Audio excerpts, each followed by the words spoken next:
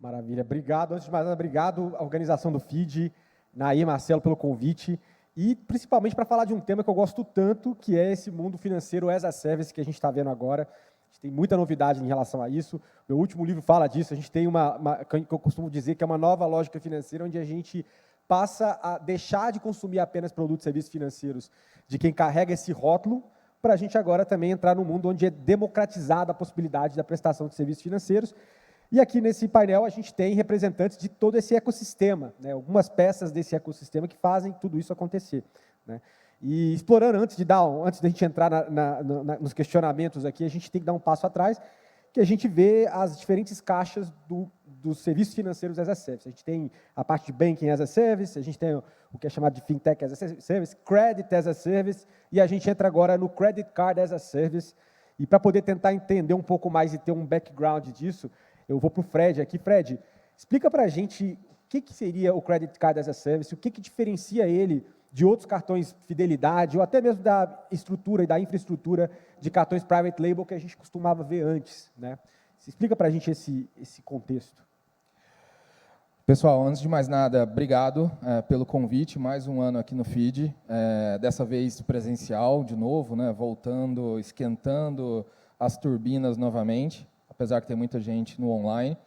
E, Bruno, vamos lá. Difere bastante, já começando pelo fato de que, quando a gente fala de Credit Card as a Service, nós estamos obrigatoriamente falando de um arranjo aberto. Tá? Então, vamos contextualizar, né? A gente tem os arranjos fechados, em que os meios de pagamento eles funcionam dentro de um ciclo, né? Dentro de um número, de um determinado branding, ou seja, dentro de uma determinada rede de empresas. Muito comum aí, então, os cartões fidelidade, em que você faz uma compra, recebe um determinado cashback, ou recebe um determinado número de pontos, você transfere, então, utiliza esses pontos ou esse cashback dentro da rede daquela loja. Ou também é muito comum com os cartões private label, em que você recebe efetivamente um crédito, um limite de crédito por conta do seu comportamento de crédito. Esse crédito só pode ser, então, utilizado dentro daquela rede de lojas. E aí, enfim, você faz uso, você paga em vezes, tem parcelado com juros, é o mesmo princípio de um cartão de crédito arranjo aberto, mas neste caso somente dentro daquela rede de lojas. Já no Credit Card as a Service, a gente está falando de um cartão bandeirado. Um cartão bandeirado, aqui o Juliano como representante da Visa, um cartão que, enfim, tem uma bandeira Visa, tem uma bandeira Master, tem uma bandeira Elo. A gente consegue, então, utilizar esse cartão dentro de um arranjo aberto de todos os adquirentes que aceitam aquele cartão. E aí, consequentemente, isso se expande não somente daquela loja, dentro daquela loja que está emitindo, por meio de um provedor de Credit Card as a Service, está emitindo um cartão bandeirado, a gente passa, então, a dar o poder para o cliente final utilizar esse cartão em qualquer uma das lojas que aceitam, padaria da esquina, enfim, um lava-jato, um supermercado, etc. Isso dá muitos poderes para esse cartão, né? Só que com esses poderes tem grandes responsabilidades também, porque acaba que aquele comportamento de crédito que antes você analisava para a pessoa poder utilizar o cartão dentro da sua própria loja, agora você analisa aquele comportamento de crédito para você dar um crédito para a pessoa, um limite de crédito para a pessoa poder gastar onde ela quiser. Até porque as bandeiras, elas têm como uma das regras delas não definir um bloqueio, né, do que a gente chama de MCC, ou seja, não define qual que é o tipo de estabelecimento que você pode gastar dinheiro ou não pode gastar dinheiro, né? Então, enfim, acaba que a análise passa a ser uma análise completamente diferente.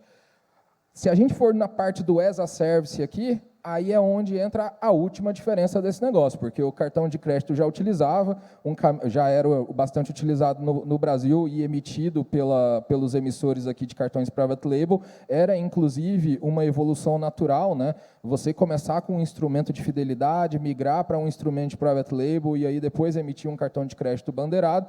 Onde que está a sacada aqui diferencial desses últimos anos é o Credit Card as a Service, em que você, seguindo nessa linha aqui da evolução, você, como uma rede de lojas, um varejista, por exemplo, você não mais precisa ir em busca de uma licença com a Visa, você não precisa ir em busca de uma licença de bandeira, você pode utilizar um agente que tem uma licença de bandeira por trás, que oferece essa licença de bandeira como serviço.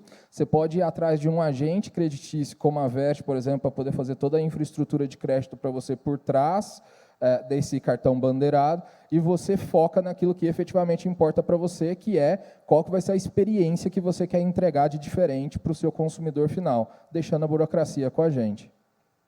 Excelente. E é bom como a gente vê a aceleração desses modelos e como é quase que plug and play no ponto de vista de cortar do tempo que você tinha para fazer algo parecido ou teria para poder fazer algo parecido em outra realidade, né? E puxando até a bola que você levantou, Fred, em relação à estruturação e tudo mais, tudo que vai aqui no back em relação a produto, a parte financeira mais hard, né? Eu queria ver, Marta, qual que é o papel dos FDICs para viabilizar a emissão desses cartões, né? Nesse modelo do Credit Card as a Service, dentro que o Fred acabou de explicar para a gente. Obrigada. Bom, obrigada pelo convite. E, na verdade, o que a gente faz, né? A gente é um grande empacotador de recebíveis. Então, você tem os recebíveis que são gerados conforme os cartões são utilizados, e aí você vai gerando essas faturas, e, eventualmente, CCBs para a parte que não é paga, e você tem o rotativo. E aí você, para democratizar a outra ponta do investidor, né, do acesso ao funding dessas operações, a gente monta essas estruturas. FDIC é a mais conhecida delas, é o Fundo de Investimento em Direitos Creditórios. Tem outras estruturas de securitização também, que você faz a ponte entre o originador dos recebíveis e os investidores que querem comprar esses recebíveis, mas que preferem comprar um título que empacota tudo e não comprar cada um dos ativos diretamente, né? E aí, com essas estruturas, você consegue também, além de empacotar em categorias, né? E aí, eu não quero ser muito técnica, mas existem senioridades, né? Então, você consegue separar o risco daquele portfólio em diferentes perfis de investidores. Então, você pega um portfólio de 100 recebíveis com uma estrutura que tem 80% de cota sênior e 20% de subordinada. Daqueles 100, os primeiros 80 que pagarem vão para os investidores sêniores, os últimos 20 para o subordinado. E aí você tem várias estruturas de risco também. Então, quando você fala de carteira, cartões bandeirados e recebível contra o banco emissor, na verdade, aquele risco daquele portfólio, quem vai pagar é o próprio banco emissor. Você tem outras estruturas que são os devedores, os cardholders, que pagam os recebíveis. E aí você tem estruturas diferentes, com riscos diferentes e precificações diferentes, obviamente. Então, o FDIC hoje ele é muito utilizado para isso. A gente acabou de ter uma medida provisória que chama 1103, que foi, enfim, editada agora em março, e a expectativa é que ela vire lei em julho, que criou o certificado de recebíveis. Então, é uma estrutura mais parecida com o mercado internacional, em que você tem a securitizadora no equivalente ao papel de um trust, né? Então, uma entidade independente que emite o certificado, e esse certificado engloba todos esses recebíveis. E eu acho que isso vai ser um potencial grande divisor de águas quando a gente fala do mundo de cartões de crédito. E o encarteiramento disso acontece também pela própria empresa que está, por exemplo, a varejista, todo mundo. Como é que funciona esse processo? Boa. Existem estruturas diferentes, então, em grande parte dos casos, o varejista ou o sponsor da estrutura, ele acaba participando também de cotas subordinadas, principalmente, e aí você tem a cota sênior indo ao mercado. Tem algumas estruturas que o próprio varejista, ele acaba ficando com a estrutura inteira, e poucas estruturas em que o sponsor não está envolvido na parte do instrumento, ou está só envolvido como agente de cobrança e agente de formalização. Então, são estruturas que você consegue ter flexibilidades, mas que, até por um alinhamento de interesses, o originador do crédito costuma estar no first loss, ali, nas primeiras perdas da cota subordinada. Vale dizer que eu citei varejista aqui, né, pessoal, mas é meramente ilustrativa, que a gente tem provavelmente uma série de empresas interessadas dentro desse modelo. E pulando agora, né, para o Juliano, entender um pouco que a gente está falando de um ecossistema aqui de diferentes atores para viabilizar essa oferta, né? Juliano, sobre o papel das bandeiras dentro dessa plataforma, como fica a estrutura para validação de compras, como é que é, especificamente aí, qual o escopo das obrigações e de onde você entra dentro da operação. Primeiramente, obrigado pelo convite. Do nosso lado aqui visa, né, tentar facilitar esse caminho aí cada vez mais para qualquer tamanho de instituição financeira. Então, junto com a DOC, a gente tem uma parceria, a gente criou um programa do qual a gente denomina carinhosamente como Fast Track, que é o quê? Facilitar esses provedores de serviços de credit card as a service, ter acesso a ferramentas e ao nosso arcabouço de soluções que grande parte é utilizada por grandes instituições financeiras. Então, agora a gente consegue colocar esse tipo de serviço lá na ponta para pequenos emissores, né? Vamos colocar de uma maneira mais simplista. Então, a gente está falando aqui de soluções de prevenção à fraude, a gente está falando de inteligência artificial. Então, para quem antes tinha acesso, e eram poucos que tinham, agora, através da DOC, a gente tem essa parceria de entregar isso para quem está conectado na DOC de uma maneira muito mais simples. Então, esse foi o nosso papel,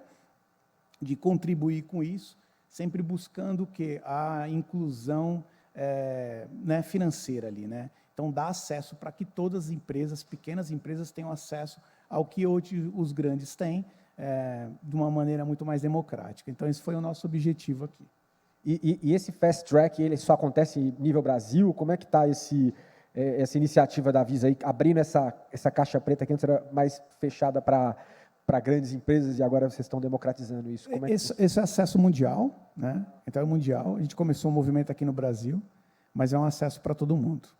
Ah, bacana. Então, por exemplo, a DOC também está junto num Fast Track com a Visa, com o Credit Card as a Service em outros lugares da América Latina. Com certeza. Ah, muito bacana. Bom, legal.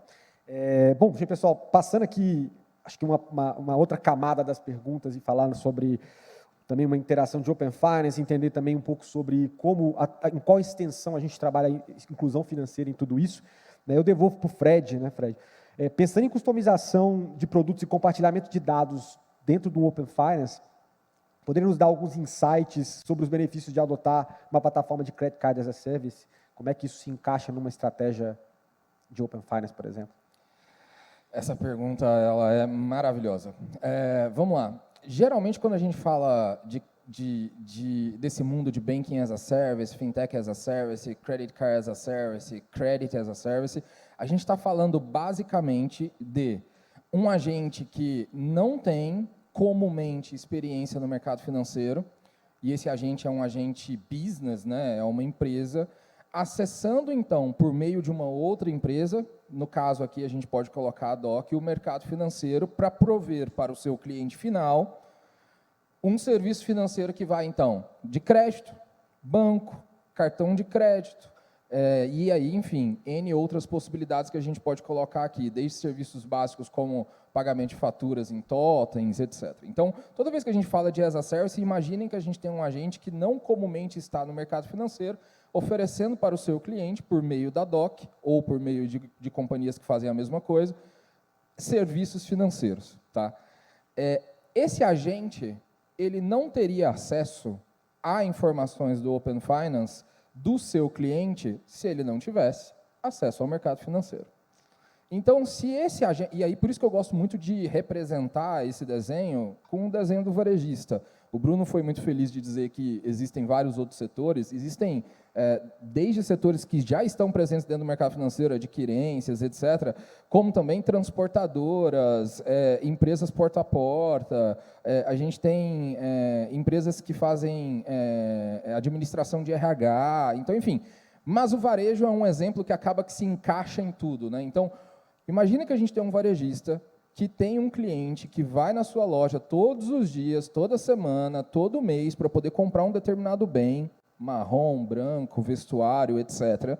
Mas ele não conhece o perfil econômico dessa pessoa, porque essa pessoa vai lá e compra com outro cartão bandeirado, ou, no máximo, vai lá e compra com um cartão private label, e por aí vai. A partir do momento que você entrega a possibilidade desse consumidor ter um cartão de crédito por meio de uma parceria Credit Card as a Service, você, como varejista, passa a ter acesso aos dados dessa pessoa num âmbito muito mais amplo, óbvio, com o consentimento dessa pessoa e passando por todo o processo que o Open Finance requer, você passa a ter acesso aos dados dessa pessoa de uma maneira muito mais ampla. Você passa a ter o comportamento de crédito dessa pessoa que não se restringe somente ao comportamento de crédito que vem dos birôs de crédito. Você passa a ter o comportamento de crédito dessa pessoa vindo das contas bancárias que ela eventualmente tem, ou mesmo das contas de pagamento que ela eventualmente tenha, e aí, obviamente, não é um comportamento de crédito, mas é um comportamento de consumo. Então, você passa a ter informação ali para poder enriquecer mais ainda uma base de dados que você já tem, porque esse CPF consome SKUs dentro do seu varejista, dentro do seu varejo, e aí você, juntando as duas coisas, você consegue ter, por meio de BI, por meio de inteligência artificial, por meio da ajuda da Visa, por exemplo, você consegue ter scores creditícios muito mais apurados do que, por exemplo, um banco teria. E isso faz com que você aumente o limite de crédito dessa pessoa, isso faz com que você crie produtos financeiros diferentes para essa pessoa. Então, abre um leque de possibilidades que você antes você não teria. Basicamente é isso. E você entra na vida financeira dele de uma forma como nunca poderia antes de outra realidade. Né? Você como um varejista, usando um exemplo de novo, você como um varejista, você nunca entrou na vida financeira da pessoa, exceto quando ela entrou em um revolving e aí, eventualmente, você teve que cobrar alguma coisa que ela deixou de pagar no private label. Né? E o mais legal de tudo isso, eu acho que é a combinação que você coloca que deixa muitos desses players, e voltando, por exemplo, da varejista, e com nível de entendimento sobre aquele indivíduo muito maior do que se ele tivesse, do que uma instituição financeira tradicional que joga só esse jogo e não combina essas peças. Né? Totalmente. Legal. Bom, ótimo. Juliano, passando um pouquinho para aquele viés que eu falei da inclusão financeira, né? Em relação a ela, como é que você entende que acesso, inclusive da população de baixa renda, ela pode acabar sendo beneficiado com toda essa estrutura de Credit Card as a Service, que, na verdade, a gente está falando de um atendimento B2B, mas a gente resvala isso dentro da realidade da ponta, que muitas vezes não tem acesso. Né? Como é que ele contribui, inclusive, de forma responsável para levar esse acesso a serviços financeiros? Então, Bruno, eu acho que quando a gente fala de inclusão financeira, a gente também está falando de inclusão digital. Né? Então, não necessariamente eu estou levando esse recurso financeiro lá na ponta para essa camada que não teve acesso, mas muitas vezes ela também não teve a participação ou ela não tem o conhecimento da inclusão digital. Então, o que a gente tem trabalhado muito é na parte educacional, para pequenos estabelecimentos também, e ensinar esse estabelecimento que quando ele tem acesso ao estabelecimento, ou o próprio usuário final, quando ele tem acesso a esse recurso, como ele usar de maneira consciente, né? E também a gente tem colocado, depois quem tiver acesso, vaidevisa.com.br, série de vários vídeos explicando para esse estabelecimento pequeno como que ele entra no mundo digital, como ele pode ofertar o serviço dele também nesse mundo digital, hoje cada vez mais presente no mundo Covid, né, ou no mundo pós-Covid. Então, a gente tem incentivado muito e tem colocado o quê? O educacional, né? Chegar até a ponta não tem um desafio gigante, mas também como usar de maneira consciente esse recurso que está chegando. E aí associado também à inclusão digital. Tá? E isso me faz lembrar de outras situações, e eu já presenciei situações assim, mas eu vi um exemplo do Diego Barreto, do iFood, ele falou isso recentemente, sobre que ele sempre, quando ele viaja, ele fala com o pessoal local, né? E aí ele falou acho que foi com um cara que cortou o cabelo dele, fez a barba, em relação a como é que você faz sua vida financeira? Ele falou assim, eu faço com o PicPay, por exemplo, né, um play alternativo. Mas por que você não faz com o banco? Porque eu sou simples, o ambiente ali, eu não sei, não sinto confortável entrar em uma instituição financeira tradicional. E essa é uma realidade que a gente não pode ignorar dentro do Brasil como um todo. E quando você passa a começar a abrir para um outro player com quem essa pessoa interage com bastante frequência e que ele sente mais em casa para poder consumir esse tipo de produto, é uma porta de entrada que faz toda a diferença e também é uma porta de entrada diferente do que ele teria, por exemplo, até em instituições que distribuem algum tipo de auxílio para ele, onde você está limitado àquela situação e você talvez usaria menos do que se estiver consumindo de um player diferente, alternativo, por assim dizer, que também não é uma fintech, é um cara híbrido ali. Mas legal, bacana, Juliano. E Marta, o volume de crédito concedido por fintechs por meio dos FDICs, né, ele tem superado expectativas, a gente tem visto isso com as principais fontes aí de funding, né? E com a criação do certificado de recebíveis, que a gente falou, a democratização ao acesso de crédito pode ser ainda maior, é o que a gente espera, pelo menos, que seja. Qual que é a perspectiva sua sobre evolução de emissão dentro desse formato, usando esse instrumento aí para os próximos anos? Legal. Eu acho que o Open Finance e essas informações, né, a gente começou, os nossos primeiros clientes no mundo das fintechs eram nativas fintechs de crédito, né? Então, o business era principalmente emprestar, principal business, e hoje a gente vê um movimento da fintechização acontecendo e várias outras empresas indo para o mundo de crédito porque tem informações dos seus clientes. Então, um aplicativo que já tinha serviço começa a oferecer microcrédito, financiamento e educação. E aí você tem essa questão da digitalização e um impacto social muito grande, assim. Então, a gente fez muita operação, inclusive, que foi considerada social bond, e eu acho que isso é um caminho sem volta, assim, de uma certa forma. E aí, falando da democratização dos instrumentos, a hora que você tem esses agentes, né, através da tecnologia, originando esses recebíveis, e na outra ponta você consegue montar um produto que tem uma governança suficiente, que atende à necessidade dos investidores no mercado de capitais, você consegue construir essa ponte, né? Então, são instrumentos regulados, a gente está falando de CVM, a gente está falando de Banco Central, enfim, com vários prestadores de serviço e que tem agente fiduciário, depende da estrutura, mas que você consegue criar um ambiente em que você junta várias PMEs, porque uma sozinha não é suficiente, né? Então, como é que você transforma isso num negócio escalável?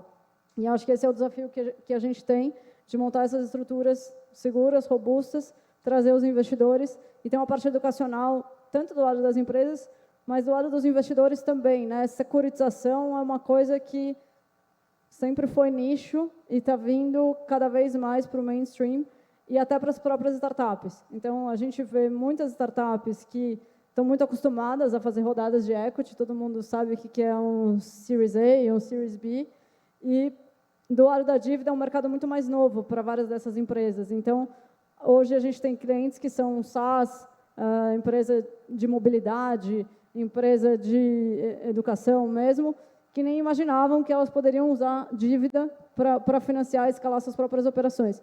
Então, acho que esse é um grande momento para a gente discutir esses assuntos.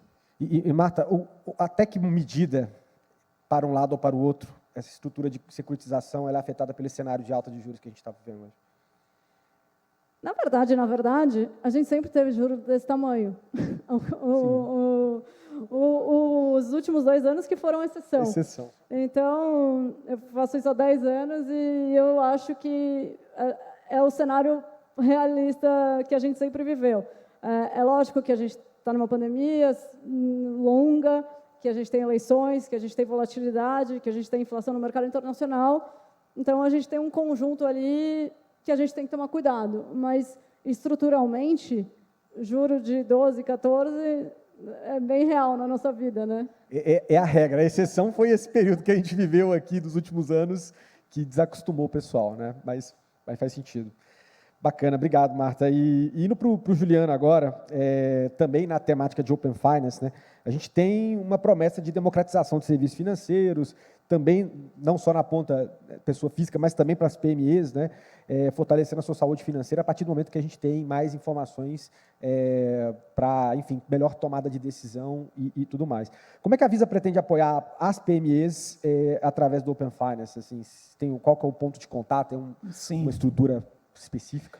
A gente se posiciona muito como rede das redes, né? Então, o nosso principal desafio e o que a gente tem colocado é conectar outras redes de outros ecossistemas dentro da rede Visa, né? E o Open Finance, ele é uma outra rede, né? E o nosso desafio foi dar um primeiro passo de como se conectar ao Open Finance e ofertar esse serviço para quem está conectado comigo de uma maneira segura, né? A gente fez uma parceria recente com a Celero. A Celero ela tem uma plataforma que a gente coloca como um BFM, mais um BFM turbinado, onde a gente consegue entregar para os nossos clientes, para os nossos emissores, instituições financeiras, se conectarem ou usar essas APIs dentro da página, dentro desses aplicativos, para que essas pequenas empresas elas possam extrair, né, permitir que possam ser extraídos dados no conceito do Open Finance, e dar insights para que essa empresa ela tenha previsibilidade de caixa, ela tenha relatórios, entendimento do que está acontecendo, acesso a crédito, né? Então, o nosso movimento para o Open Finance foi recente, um primeiro passo nesse sentido, né? Abrir essa rede, uma nova rede dentro da nossa rede. E olhando para movimentações que a Visa até tomou internacionalmente, né? Teve um movimento de tentativa de aquisição da Plaid, que depois acabou não acontecendo, mas teve da Tink, né? Como é que você vê esse tipo de aquisição que acontece no âmbito europeu, né? Isso sendo oxigenado para dentro da Visa e, eventualmente, esse tipo de solução vindo para outras partes do mundo? Isso tem um roadmap? Como Sim, pode ser super positivo, né? Porque o que acontece? A gente tem muito enriquecimento de dados, né? Então, à medida que a gente olha isso também para o modelo de Open Finance, a gente vê que a gente consegue enriquecer com o que já está lá na rua, fora com o que tem na Visa, e turbinar cada vez mais, né? Dar acesso para essas instituições financeiras, prover dados muito mais precisos, né? E aí a gente se movimenta também no sentido de, eu tenho um Pix, né? E aí o Pix também ele é uma outra rede, então a gente também passa a se conectar numa maneira de eu prover para as instituições financeiras uma plataforma de prevenção à fraude para Pix, né? Então, a gente também, com a nossa capacidade ali de inteligência e olhar essa movimentação que aconteceu ou predicção do que está por vir, a gente consegue, de uma maneira muito simples, entregar potencialmente lavagem de dinheiro que está acontecendo em contas, né? Ou uma fraude que é o próximo passo que vai acontecer, uma conta laranja. Então, a gente consegue entregar também, e aqui é mais um exemplo de como a gente consegue se conectar numa outra rede, sendo a rede das redes. E assim, pelo que eu entendo, sendo multi-rails, né? Assim, e aí agnóstico. E né? Tentando encaixar solução onde muita gente do mercado poderia dizer que tem um desafio ou até um problema, né? Como é o caso do Pix, por exemplo, né? E aí eu acho que aqui é sendo agnóstico, né? Apesar de a gente ter o brand Visa, eu estou falando transações Pix, eu estou falando dentro ali da Celero pela plataforma, independente de qual é o banco, independente de qual é a bandeira, né, a gente consegue pegar esse dado e entregar ele de uma maneira muito mais palatável. Tem várias músicas tocando, vocês têm que saber dançar todas, né? Tem que saber todas agora. Muito legal, bacana. Obrigado, Juliano. Marta, voltando também um pouquinho nessa ideia de PMEs e tal, a Vert é uma TechFin voltada para o mercado de securitização, finanças estruturadas, isso é bem sabido aí pelo mercado, mas que tipo de parceria vocês têm desenvolvido com fintechs para ampliar o crédito para PMEs? Né? Obviamente, a gente está falando aqui dentro dessa realidade de exemplo, na estruturação do Credit as a Service, a gente tem na ponta um consumer aqui, pessoa física. Como é que isso se traduz dentro da realidade das PMEs? Acho que tem as primeiras fintechs que já financiavam essas PMEs, né? Então, eles são parceiros, a gente monta várias operações para eles e consegue fazer operações que financiam vários tipos, então tem, sei lá, umas um pouco maiores, com ticket médio de R$80 mil, tem outras de 20 mil, a gente tem muita coisa vindo desse mercado de cartão agora e da fintechização, então essas próprias empresas criando essas estruturas conseguem financiar os seus próprios clientes finais e, ao mesmo tempo, a gente pensar em estruturas para elas, quanto mais informação tem sobre isso e os dados coletados, melhor de precificar, mas a gente nunca faz isso diretamente, são sempre os nossos parceiros que são os originadores do crédito e a gente monta as estruturas, né? Então, também no modelo agnóstico de instrumento, o Brasil tem muitos instrumentos e isso acaba sendo um pouco complexo, mas a gente entender o tipo de recebível, o setor, o ticket médio, o prazo, o volume total da operação, a gente consegue tomar a melhor decisão de uma estratégia de funding de médio e longo prazo escalável, né? Então, a gente sempre pensa nisso, em como é uma forma sustentável de fazer isso, porque essas operações crescem rápido quando elas dão certo, né? Então, como é que eu vou fazer uma emissão que começa um pilotinho de 15 milhões de reais, alguns meses depois eu estou em 50, alguns meses depois eu estou em 150, e eu tenho que fazer uma coisa sustentável, né? Então, cada vez mais trazer mais investidores para esse mercado. Hoje é um mercado ainda muito local, então os investidores internacionais, quando você olha, já são 50% da nossa bolsa, mas menos de 1% desse tipo de título, né, no mundo da renda fixa. E aí também tem uma parte de education grande. Vai ter muita novidade, na minha opinião, com tokenização. Isso já está acontecendo. Tem uma regulamentação para para aparecer, mas isso vai existir. Tem o mundo de crédito de carbono, enfim, eu acho que tem muitos mundos que a gente ainda não viu que vão chegar, né, nessas estruturas junto com as PMEs. Legal. E também, como a gente falou antes, né? Assim, eu imagino que fintech também é um bicho que está sempre aí dependendo de estruturas assim. Você costuma ver algum padrão de similaridade entre as fintechs que vêm recorrer ao serviço de vocês? A fintech é o banco sem dinheiro, então ela precisa acessar o mercado de capitais, não é que ela escolhe, né? Então, e ela é um emissor recorrente, e por isso a necessidade de escalar de uma forma sustentável. Você tem que ter muita segurança na estrutura que está montando e no motor de crédito. Então, ir para o mercado de crédito é outro business, né? Então, a pessoa tem que entender que ela está entrando num business que não necessariamente era o que ela fazia. E é um business que dar o dinheiro é fácil, difícil é receber, né? Então, montar um motor de crédito, montar uma política de cobrança, ter um bom relacionamento, um bom processo operacional. Então, isso é uma dor muito grande que a gente vê, que parece meio imbecil, né? Mas como é que eu vou conciliar os pagamentos daquele empréstimo que eu fiz, parcela a parcela? Como é que eu vou saber como foi feita a renegociação, como foi feito o desconto, e eu vou conseguir linkar o mundo original com o mundo real?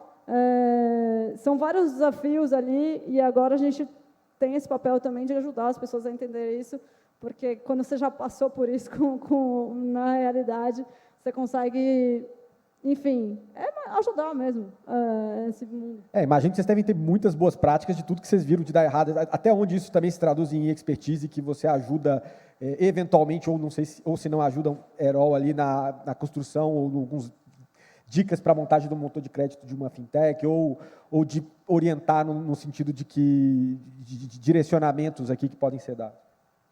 Bastante. A gente não entra no motor em si, né? Normalmente o motor é uma coisa muito da própria fintech, até está a inteligência dela lá, mas práticas, controles, processos, formas, com certeza. Bacana, legal. Obrigado, Marta. E vindo para o Fred, como a gente acabou de ver, o mercado de crédito para PME é uma das verticais do setor financeiro que mais tem atraído bancos e fintechs. Acho que a gente tem esse gap e está sendo destravado pouco a pouco, né? A gente olhava muito para fintechs atuando em pessoa física, a gente teve esse boom, essa explosão, cada vez mais ampliando nesse sentido. Não só pelo potencial de novos negócios, mas também pelo papel importante de aceleração no cenário de recuperação econômica que a gente está vivendo agora. Como é que você encaixa aí a oferta do Credit Card as a Service para ajudar na saúde financeira das PMEs, né, dentro desse big picture que a gente está vendo? Vamos lá. Antes de mais nada, só fazer um complemento no que o Juliano estava falando aqui. Quando ele fala agnóstico, significa que a Visa, engana-se quem acha que a Visa faz cartão de crédito. Bom ponto, hein? Ou cartão de débito, que só faz cartão, né?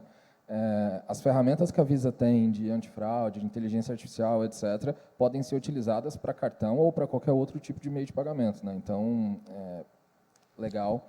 E aí depois você me paga um chopp de lado ali para... Eu vou pagar um café para você.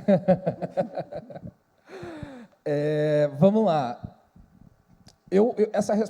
Essa pergunta, eu acho que ela tem duas óticas aqui, né? E eu vou responder pela primeira. A primeira ótica é a seguinte: uma empresa, uma fintech, que se propõe a atender o mercado de pequenas empresas e médias empresas. A segunda ótica é uma pequena empresa e uma média empresa tentando abrir uma fintech para poder atender um terceiro.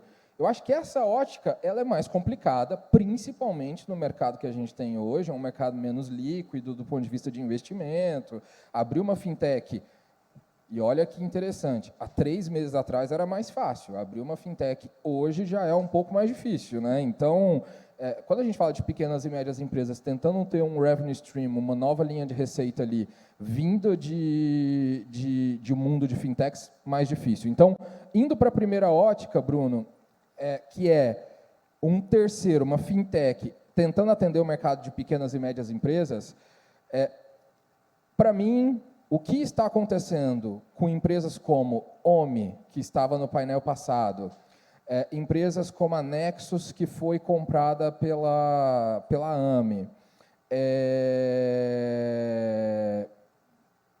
Tem alguns outros nomes aqui que são clientes nossos, aí eu posso citar. A gente tem, por exemplo, a Linker, a gente tem, por exemplo, a Conta Simples. O que estas empresas estão fazendo é revolucionando a maneira de atender o PJ, principalmente o PJ pequeno e o PJ médio. Tá? Então, eles são super nichados, conhecem extremamente o cliente deles, sabem o ar que o cliente deles respira, sabe o tamanho do botão que o cliente deles quer dentro do app e consegue entregar aquilo ali para eles. Estas fintechs, elas então começam tentando entender como é que é o comportamento de consumo dessa PJ pequena e média, e a partir do momento que entrega experiência de consumo, entrega experiência de serviços financeiros focada no consumo, focada no débito, focada na gestão do negócio do dia a dia, focada na intervenção, na interligação com a ERP, focada em eliminar problemas ali do dia a dia dessa PJ pequena e média, ela parte para o crédito. Todas as empresas que eu estou mencionando agora, primeiro resolveram um problema do dia a dia, um problema de interligação, um problema, um bottleneck ali de interligação com, por exemplo, um provedor um fornecedor de serviço, ou um provedor de informação terceiro, ou um ERP, ou começou a dar acesso a essa empresa a APIs para ela poder fazer a movimentação financeira dela, algo que os grandes bancos não fazem, e aí essas empresas elas querem ter esse tipo de acesso via API para poder facilitar o dia a dia delas, e aí a partir do momento que elas entendem isso, elas entram com crédito. E para entrar com crédito, entram agentes como nós, entram agentes como as bandeiras, entram agentes como a Vert.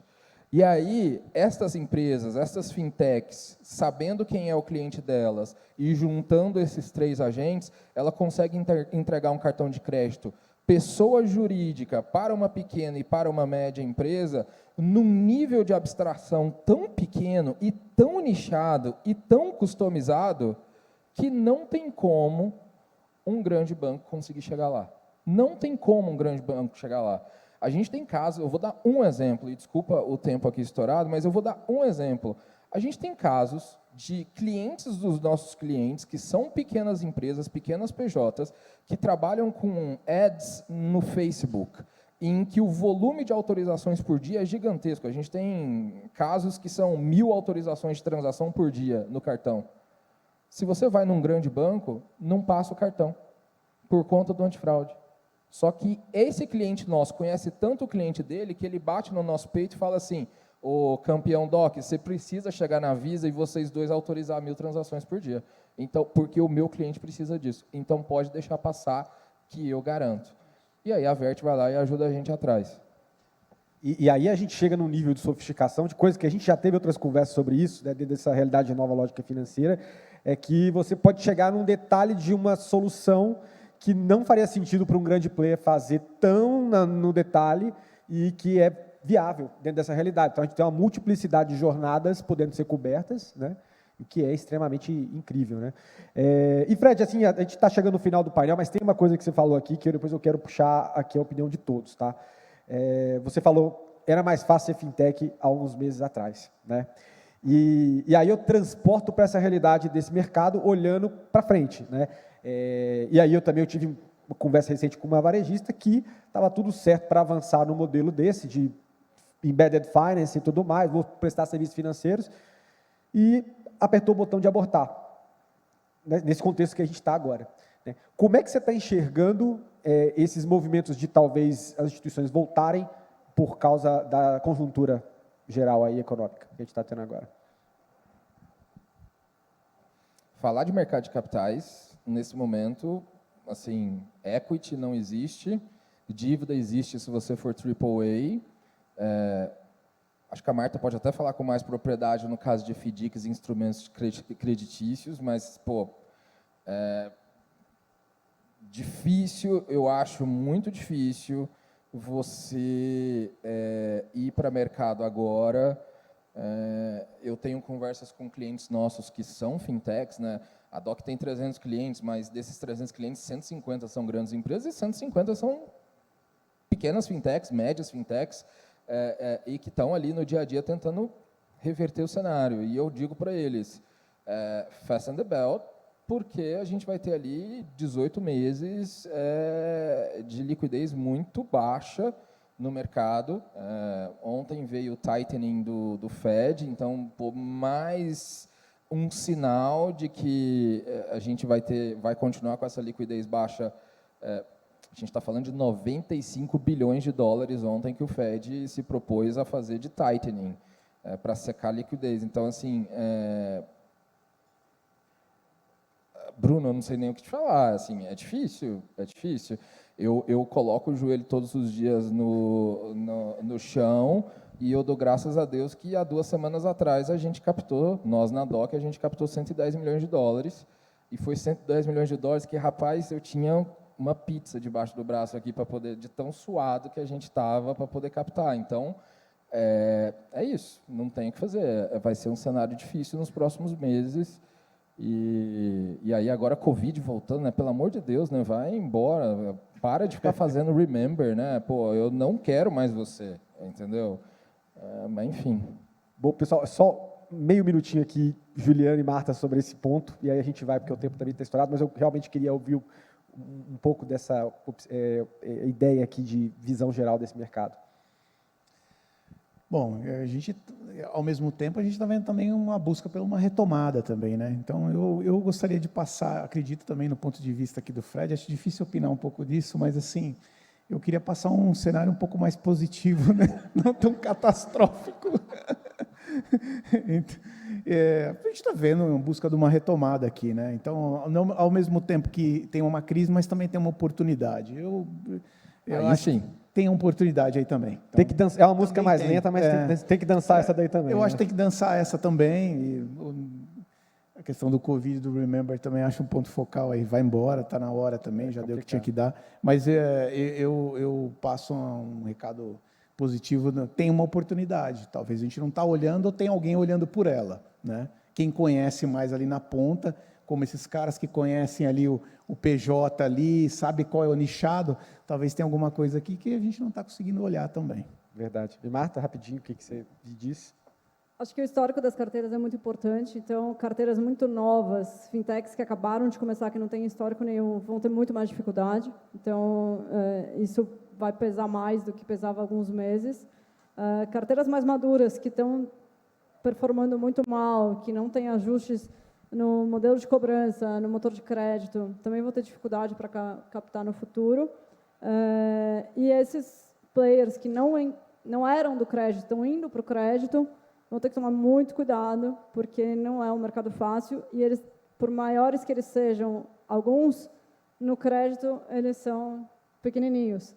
Então, também é uma coisa de bastante atenção, mas, por outro lado, você tem vários recebíveis de cartão contra bancos emissores, que você está falando de operações AAA, você tem outras operações de securitização, que você cria estruturas de proteção, que você consegue ter estruturas mais perto de AAA, que você tem ainda apetite. Então, tem ainda bastante... O agro bombou, tem muita coisa acontecendo, apesar de algumas dificuldades. Então, tem alguns setores, outros setores de startups de capital de giro. Então, a gente fez uma operação para uma empresa de mobilidade que não está no crédito, mas que ela precisa de crédito porque ela compra motos e aluga, e aí ela gera recebíveis com isso. Então, esse mercado está se reinventando, eu diria.